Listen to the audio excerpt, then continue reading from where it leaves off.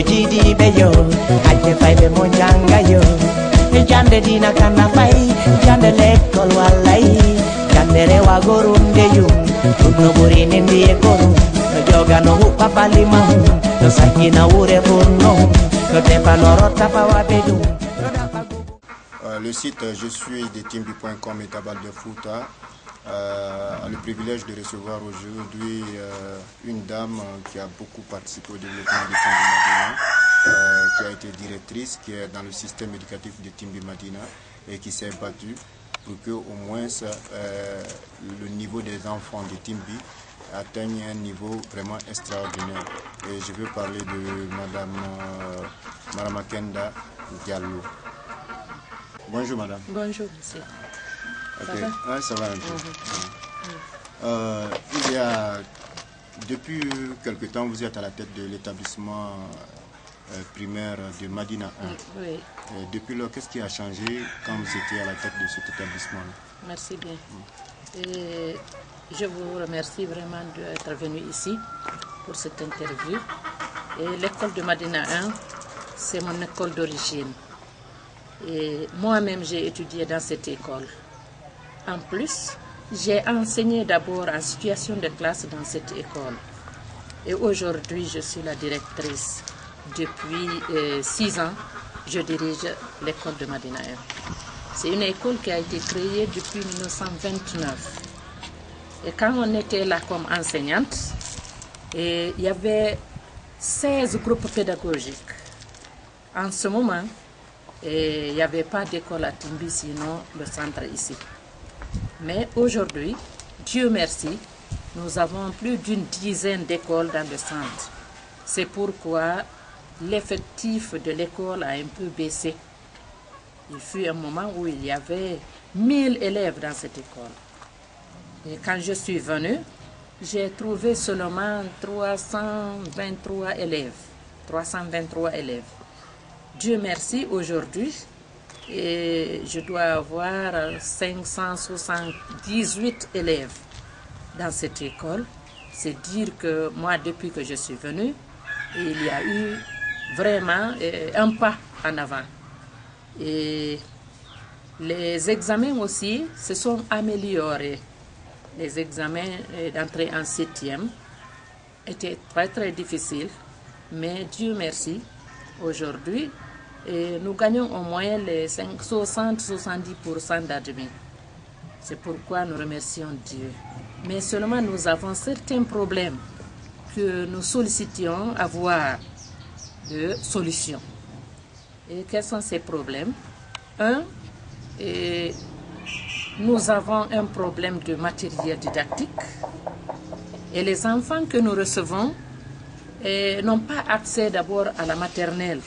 Ils viennent directement des maisons pour venir entrer au CP1. Donc cette difficulté-là, nous le rencontrons en première année. Les enfants n'ont pas de notion. Parce qu'en famille, on ne parle pas français.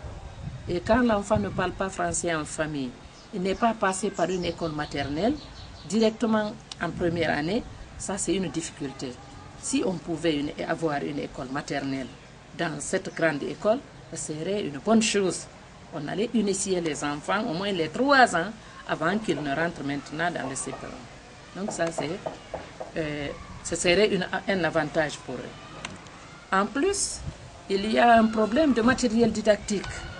Parce que même à présent, là, même avec les outils que nous utilisons, nous avons des difficultés. Pourquoi? Si par exemple, les règles avec lesquelles nous traçons au tableau, pour les 10 classes que nous avons, on n'a que 4 ou 5 règles. Voyez-vous, il faut que l'autre maître la finisse et donner à l'autre, ainsi de suite, ainsi de suite. Vous avez vu, ça peut retarder le travail en classe. Et c'est comme ça le matériel. Donc ça aussi, si on peut avoir du matériel didactique, ça va arranger les enseignants. En plus, nous avons un problème d'enseignants. L'année dernière, on avait cherché à avoir 3 enseignants contractuels payés par les membres de l'APA. Donc, ils avaient vraiment ces difficultés. Il fallait payer les enseignants, il fallait acheter du matériel didactique. Et on avait vraiment du fil à retordre. Parce qu'il y a des tables bancs aussi à réfectionner. Il y a toujours vraiment... À présent, là, nous avons des élèves là-bas qui sont assis 4 par table. 4 élèves sur un seul banc. Voyez-vous, ils sont serrés, ils n'ont pas l'espace nécessaire pour pouvoir écrire. Si c'était pour s'asseoir seulement, il n'y a pas de problème. Mais il faut avoir de l'espace pour poser ton cahier, ton sac et pouvoir écrire librement. Donc ça, c'est vraiment des difficultés sur tout ça, surtout les tables bancs. Ensuite, le problème d'enseignants aussi fait défaut. Vous savez que depuis beaucoup d'années maintenant, on recrute les enseignants difficilement. Hein? Il y a bien sûr des enseignants qui chôment, qui ne sont pas pris encore à la fonction publique.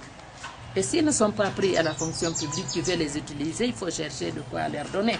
Donc ça, c'est une difficulté aussi. Donc vraiment, si on gagne une aide pour cette école, ce serait une bonne chose. Et nous n'avons pas aussi un terrain d'éducation physique. Hein. Les enfants et les enseignants font sortir les élèves derrière les classes pour faire quelques exercices.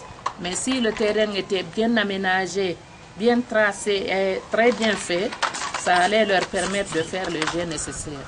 Ça aussi, vraiment, nous sommes un peu en difficulté pour ça aussi.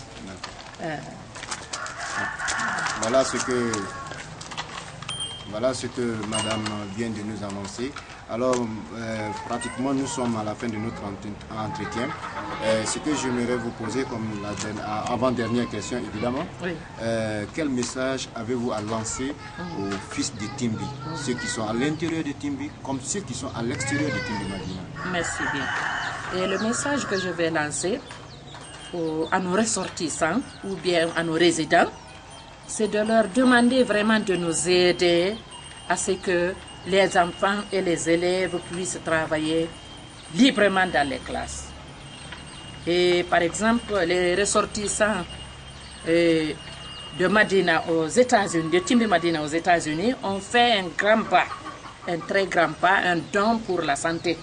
Ils ont envoyé des lits, du matériel, beaucoup de choses qu'on ne peut même pas lister. Ça, c'est vraiment très beau. Alors, si ceux-ci pouvaient faire comme ça pour l'éducation aussi, ce serait une bonne chose. Il faut penser à la santé et penser aussi à l'éducation. Ils avaient promis aussi de créer un centre informatique à l'école de Madina 1. Ça, c'est prévu et on est à l'attente. Maintenant, si tous les ressortissants des autres continents aussi pouvaient faire comme ça pour l'éducation à Timbi, ce serait une bonne chose. Ok, nous sommes à la fin de notre entretien. Que pensez-vous du site www.jesuisdetimbi.com et de Tabal de Foot?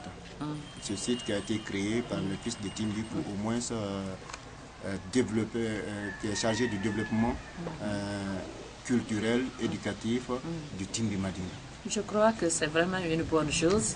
Ça va permettre à ceux qui ne connaissent pas Timbi, les ressortissants par exemple, qui ne connaissent pas Timbi, de connaître la réalité de notre localité. Parce que beaucoup d'entre eux ont passé par cette école-là.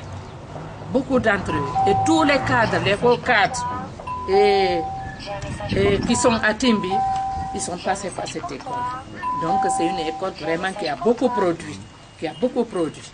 Et donc vraiment nous remercions votre activité là et qui va permettre à tout le monde de connaître maintenant la réalité de Timbi grâce à l'internet et à tout ce que vous êtes en train de faire. Donc vraiment on est très content. Je vous remercie très bien. Ok, merci Madame Diallo. Diallo. Madame Diallo, effectivement. Chers amis internautes, vous avez entendu les difficultés que cette dame est en train de surmonter, malgré qu'elle n'a pas tous les moyens. Alors vous, les ressortissants, et vous qui allez voir cette vidéo, je vous prie de la venir en aide pour rehausser au moins le niveau éducatif de nos enfants et de nos futurs enfants.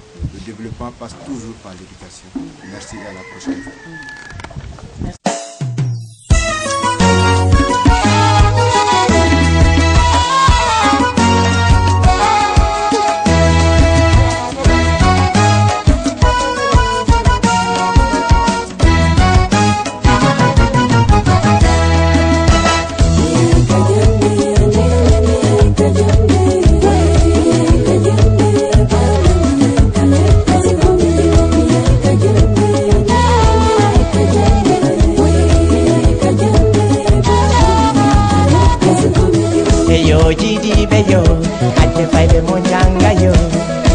jande dina kana bay jande l'école wallahi jande rewa gorum de yum no burini ndiye korum no joga no hubba balima no sakina wure furno